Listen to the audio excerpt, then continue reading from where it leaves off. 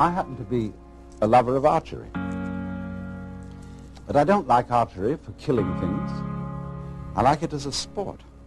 But what I like most of all is to set an arrow free, like it were a bird. You know, when it gets far up in the sky, whee! Watch it. And it suddenly turns and drops. What is it that fascinates us about that? Because it's not useful. It doesn't really achieve anything that we would call purposive work. It simply is what we call play.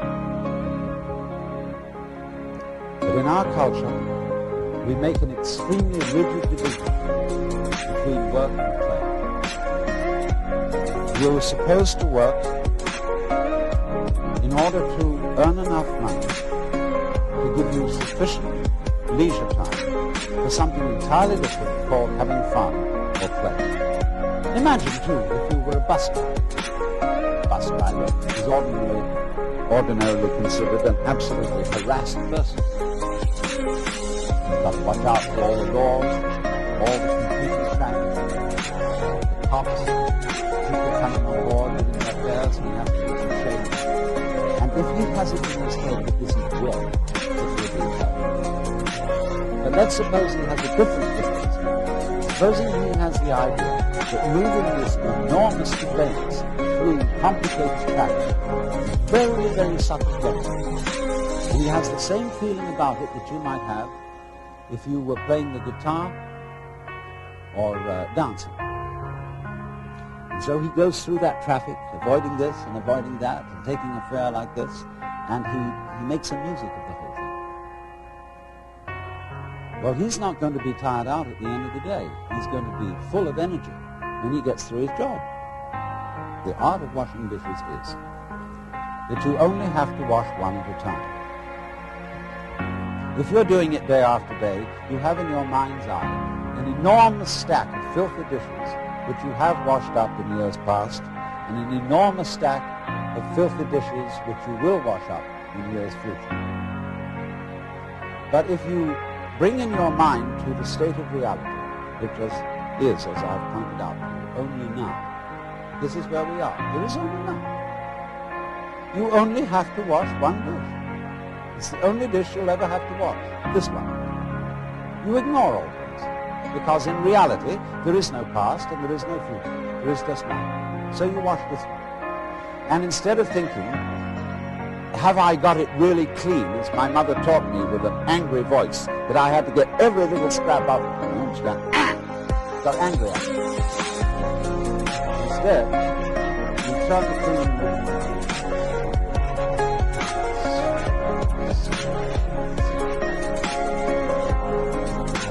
and you dip it, and you swing that plate around, and you let the rinsing water go over and put it out.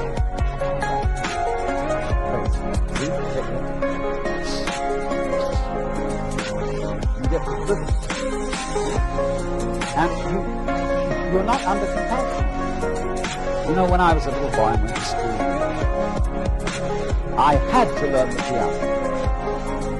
They called it playing the piano. But actually, they said you must. We have the compulsory game. They used to post notices on the bulletin boards. It said, this afternoon, everyone will go for a run.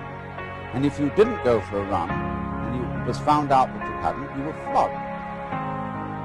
So everybody hated going for a run. Because they were under compulsion to play. Everybody must play. It's like the whole game of life we're all involved in. It's only a game. Everybody has got to belong. So we went running. I remember one day I was out on a run, and I was trying to enjoy myself because I was running on the balls of my feet, dancing along. And a fellow came up behind me who was running on his heels. He was jogging. And he was going chomp, chomp, chomp, chomp, chomp, chomp, chomp, chomp. I said, hey, what's the matter with you? You're running on your heels. You're jarring your whole body all the way through. Okay, but he stuck to it. He became the champion long-distance runner in the street. But he didn't enjoy it.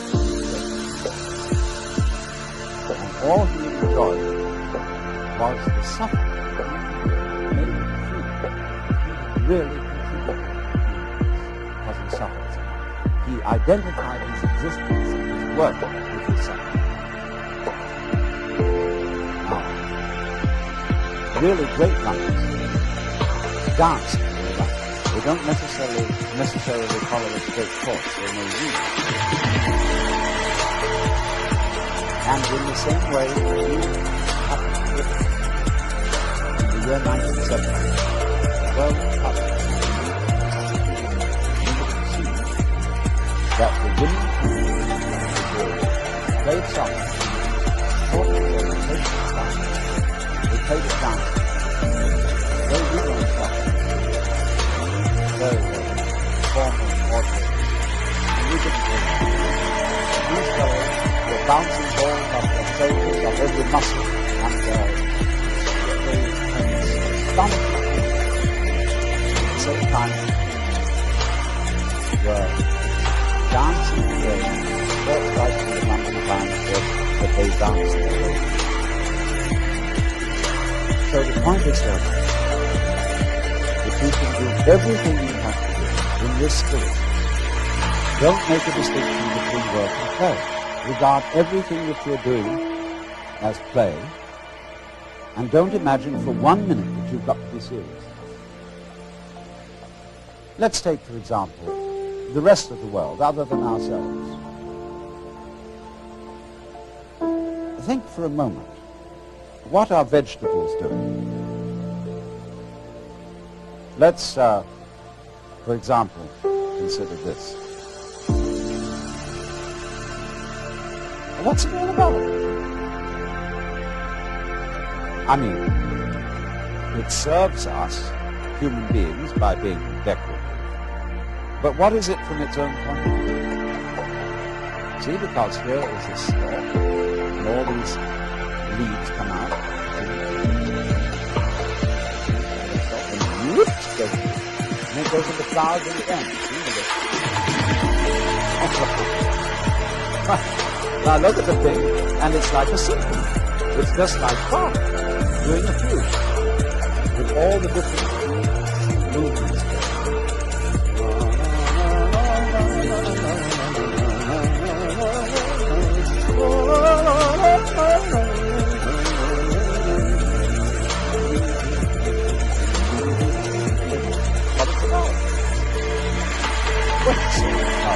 It's using our hair, using our hands. It's really not doing anything except doing one thing. Just doing the whole vegetable world. Not only cactus plants like this, all growth, and edible things, cabbage, celery, nuts, all these.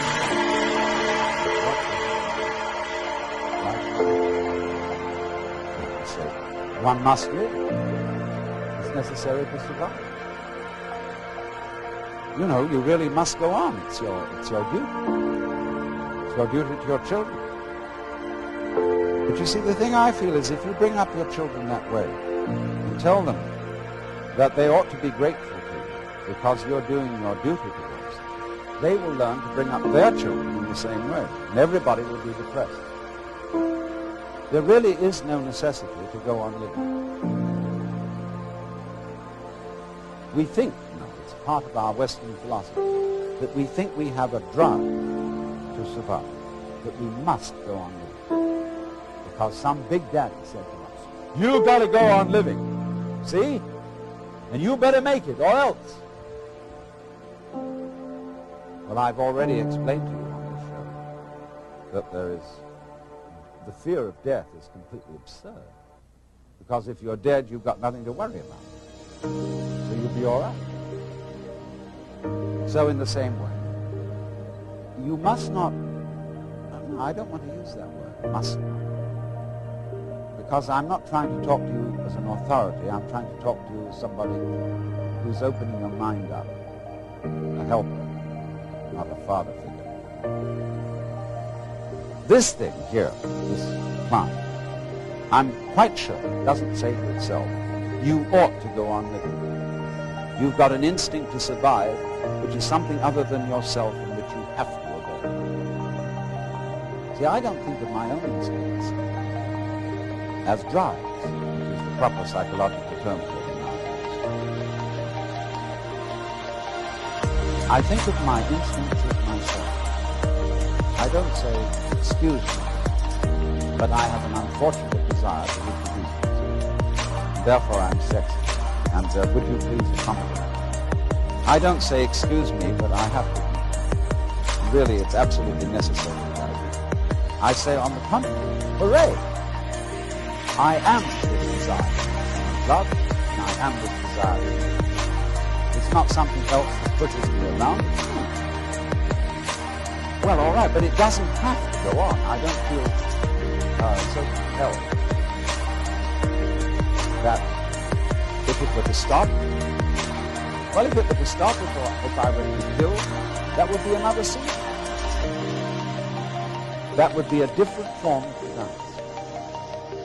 If I'm in pain, people say, don't scream, don't cry, because screaming or crying is a perfectly natural reaction to pain. When a baby is first born, they cut the umbilical cord and somebody smacks it on the bottom. And the baby, yeah! See?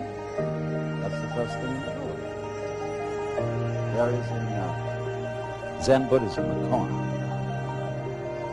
which says that when the Buddha was born, he suddenly stood up and announced, above the heavens and below the heavens, I alone am the world omnipotent. Well, everybody would say that extremely proud. So they give this to students. How could it be that the Buddha, as a little baby, is so proud to make this pompous statement? And if you understand the problem correctly, you answer.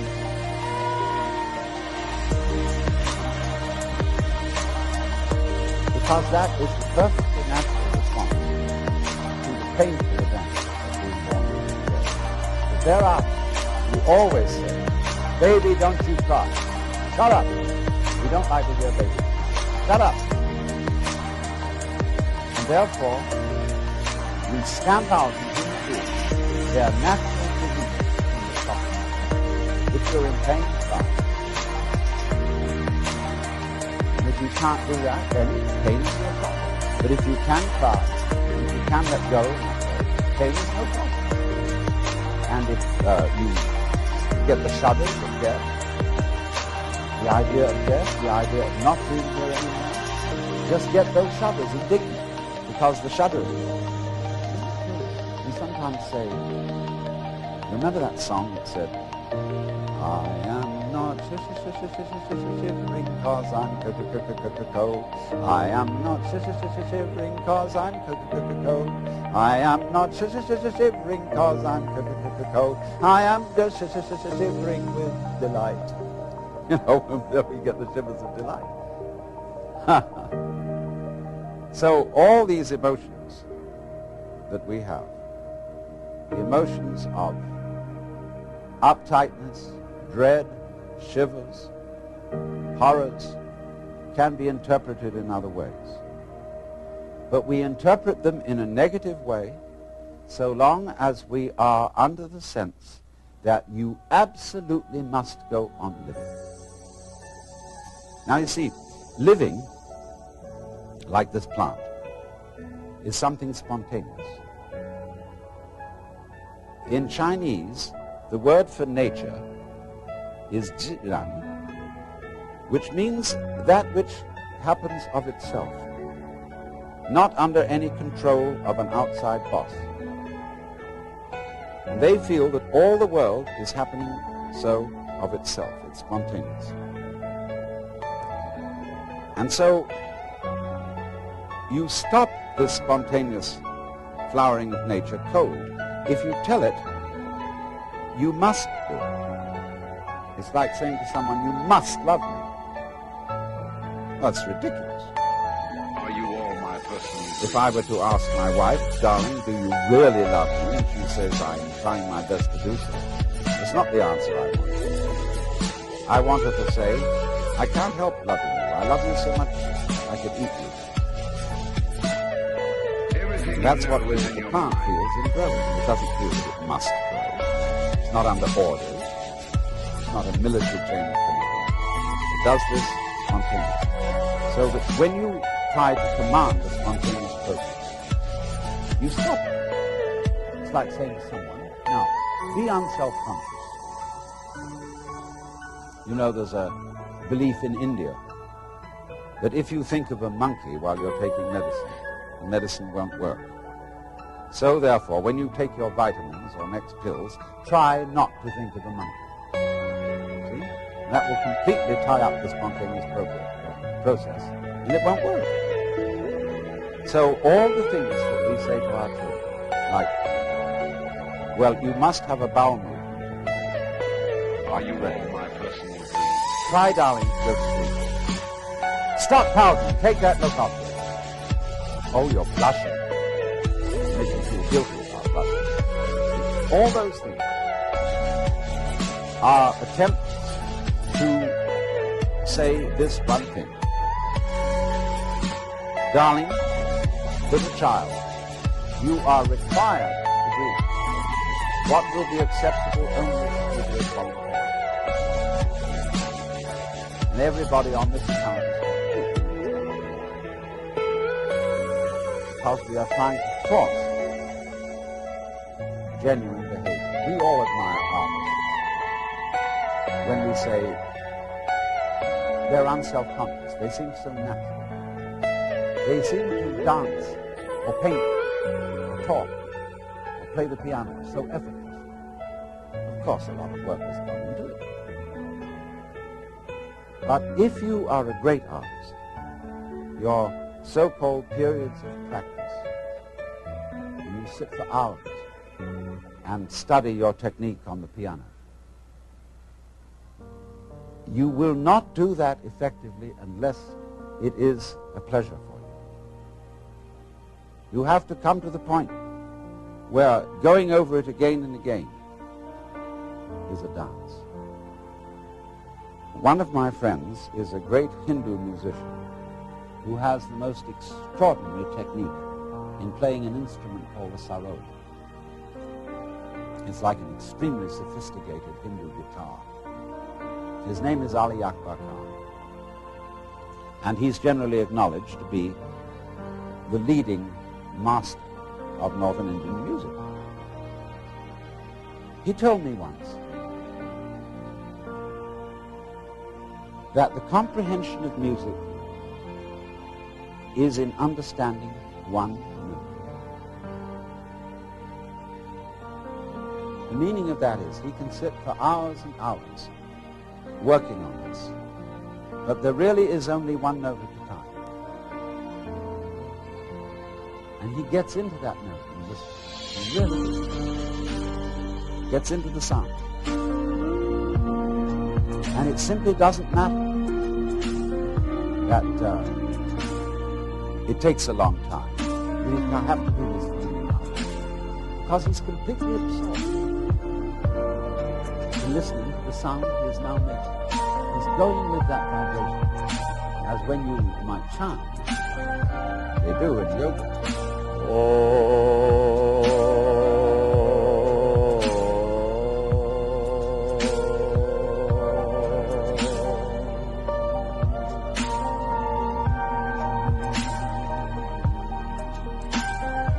Keep that up front. See, this is the real secret of life. To be completely engaged with what you're doing in the here and now. And instead of calling it work, realize that this is play. In Hindu philosophy, the whole creation is regarded as the Vishnu Leela. That means the play of Vishnu. Leela means dance or play, and from it we get our word lilt. They also, in Hindu philosophy, call the world an illusion. And in Latin, the root of the word illusion is ludere, to play. Because all this going on, the swinging of the ball, the pattern in which the flower goes, is just to swing. And if you take it seriously and say, are you doing anything useful? Useful for what? Useful to go on. But if you take that attitude to going on becomes a drag. Survival becomes a sweat. And it's not worth it.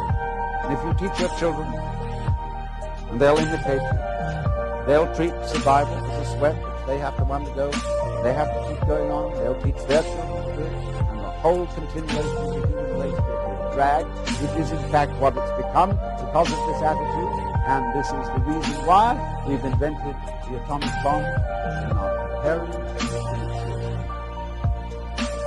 Because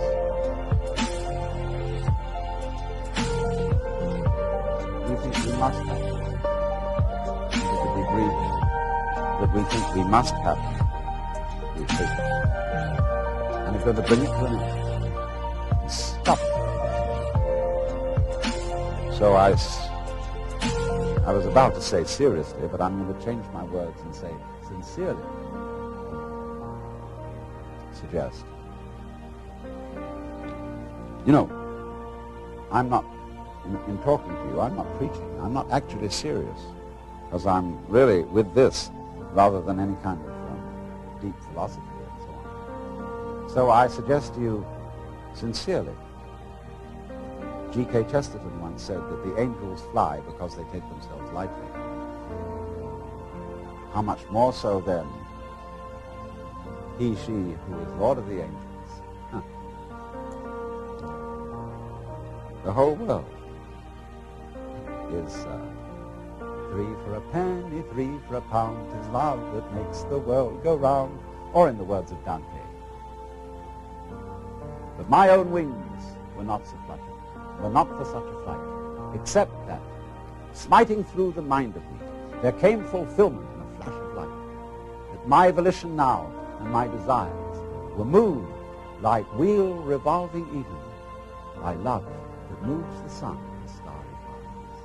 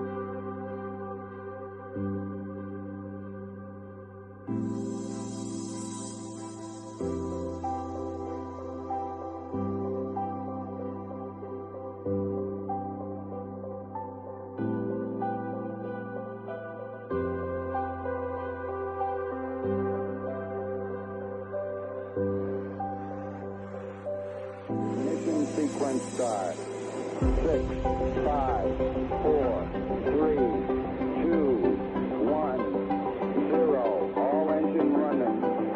Liftoff. We have a liftoff. 32 minutes past the hour. Liftoff on Apollo 11.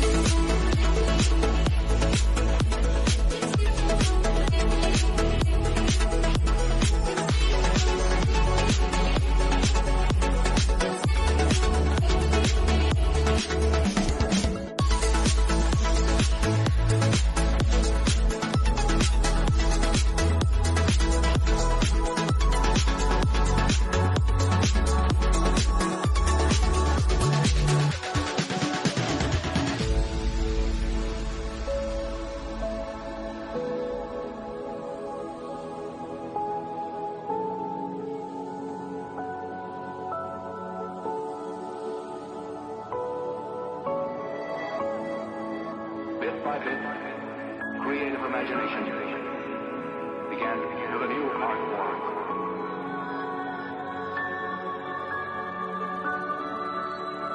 Makes me feel I belong to something.